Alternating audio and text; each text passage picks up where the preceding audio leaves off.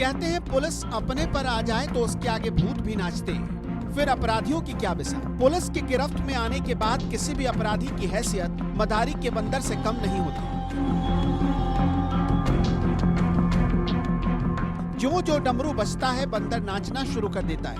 अब जरा इस तस्वीर को ही देख लीजिए। पुलिस की गिरफ्त में लड़खड़ा कर चल रहा ये अपराधी है पवन गौतम।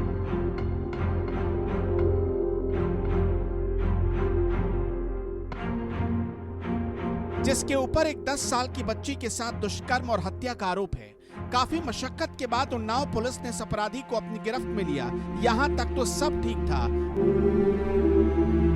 मगर वाहवाही बटोरने और फोटो सेशन कराने के चक्कर में उन्नाव पुलिस कुछ भूल कर बैठी।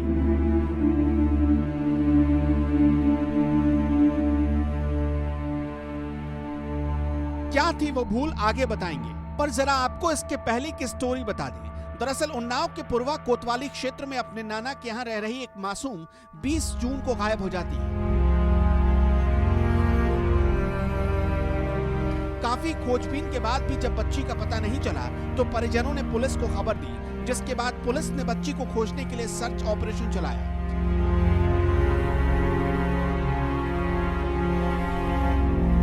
चार दिन की मशक्कत के बाद पुलिस ने नीरज गौतम नाम के शख्स को हिरासत में लिया। पूछताछ में नीरज ने बताया कि उसने मासूम बच्ची के साथ छेड़छाड़ की तो वो चिल्लाने लगी, जिसके बाद डर की वजह से उसने बच्ची की गला दबाकर हत्या कर दी। बाद में उसने मासूम के शव को जंगल में बने कुएं में फेंक दिया और वहां से फरार हो गया। पुलिस ने आरोपी की निशानदेही पर शव बरामद कर लिया और परिजनों को सूचना दी। पवन के अपराध से उन्नाव पुलिस पे गुस्से में थी। पुलिस ने ऐसे अपराधी को सजा देकर मिसाल कायम करने की ठानी। पुलिस ने ऐसा किया भी, मगर कुछ भूल कर बैठी। जी हाँ, पुलिस के मुताबिक आरोपी पवन की निशानदेही पर पुलिस मामले से जुड़े साक्ष्य जुटाने के लिए देर रात तारागढ़ी जंगल पहुंची।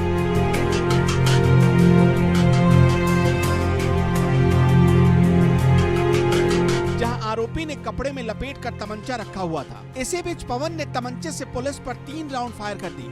पुलिस जंगल में लेके जाया गया।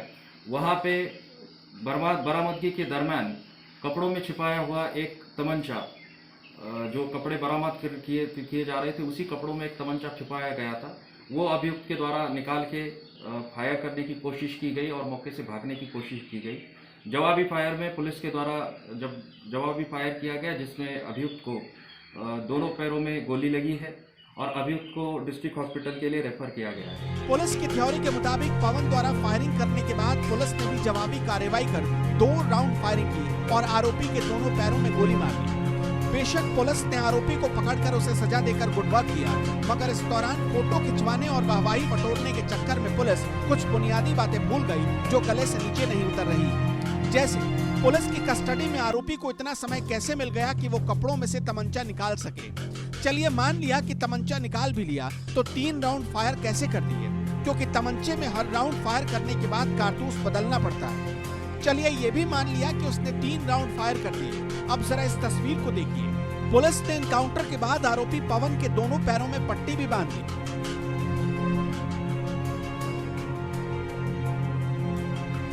मगर उसके हाथ से तमंचा नहीं लिया, जबकि नियम के मुताबिक एनकाउंटर के बाद सबसे पहले आरोपी से असलहा बरामद किया जाता है, उसके बाद ही आगे की कार्रवाई की जाती है। यही वो तस्वीर है जिसने पुलिस की पूरी थ्योरी पर ही सवाल खड़े कर दिए।